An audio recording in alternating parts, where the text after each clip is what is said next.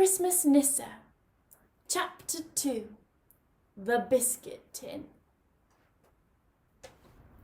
Bruno headed quietly down to the kitchen.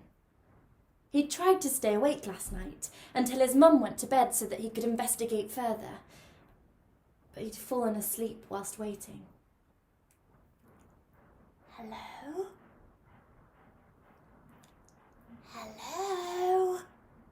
He called out in a whisper. Anybody there? Silence. He kept perfectly still. Then he heard a faint rustling noise coming from next to the cooker. He crept over. He heard the rustling again, only this time it sounded more like chomping, and he now knew exactly where it was coming from. The biscuit tin! Bruno carefully reached for the tin and gently lifted it up. It was much heavier than usual, and as he lifted it, there were muffled cries from inside.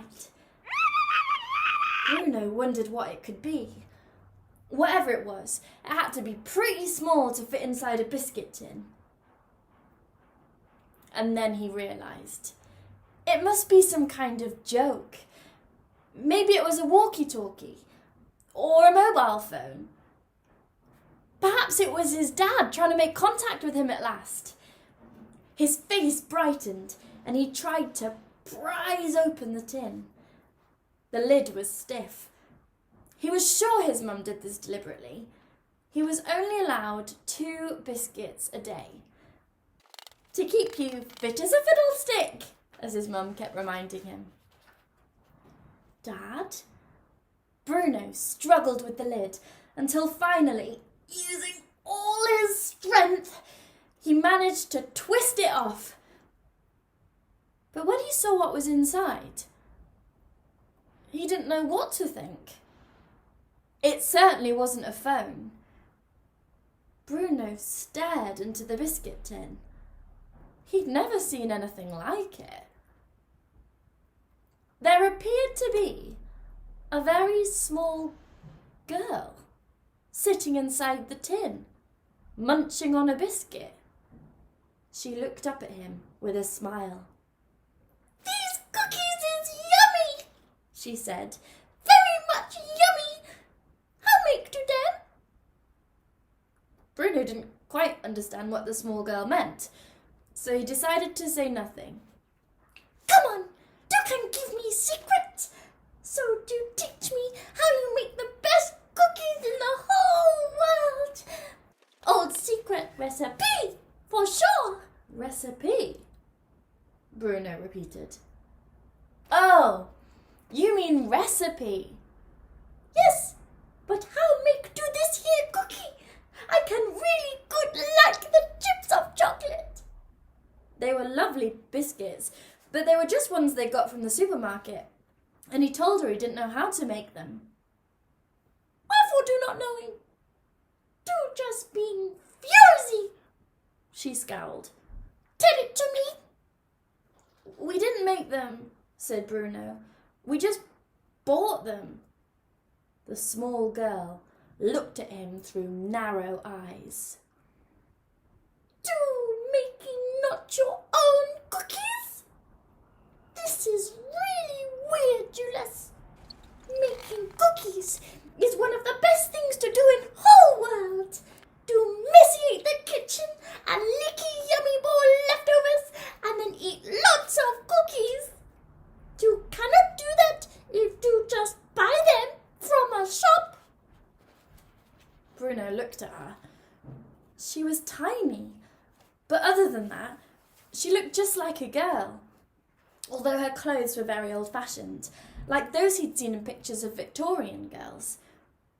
She wore a green floppy Santa hat, but there was no bobble at the end. "Achoo!" She sneezed. "Bless you," Bruno said. "Excuse, I got codified on Jenny across the sea." "Who are you, anyway?" Bruno asked. You're way too small to be a person, and you sound all funny and say lots of peculiar words. The girl opened her eyes wide and gave him a stern stare. Sorry, said Bruno hurriedly. I didn't mean to upset you. But what are you doing in my house? I eating cookie, she explained. That what I doing? Yes, I know that, said Bruno. That's not what I meant. Then say what you mean, she demanded. How can you expect me to knowing what you meaning if you say it not? Bruno thought about how best to ask clearly and simply so that the girl would understand him. He could tell that she was not used to speaking English. She was doing really well. He wondered how well he would do if he was somewhere people didn't speak English. He could say hello and say his name and age and ask for a ham sandwich in French. But that was about it. And not very useful, especially as he didn't even like ham sandwiches. Eventually, he thought of the right words to say. What I mean is this.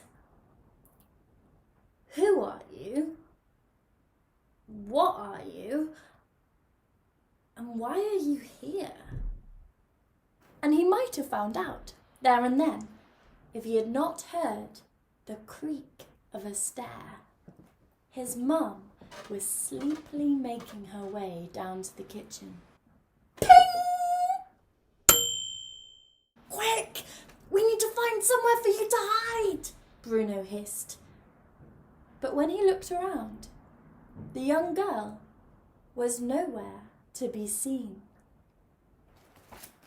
Jingle all the way.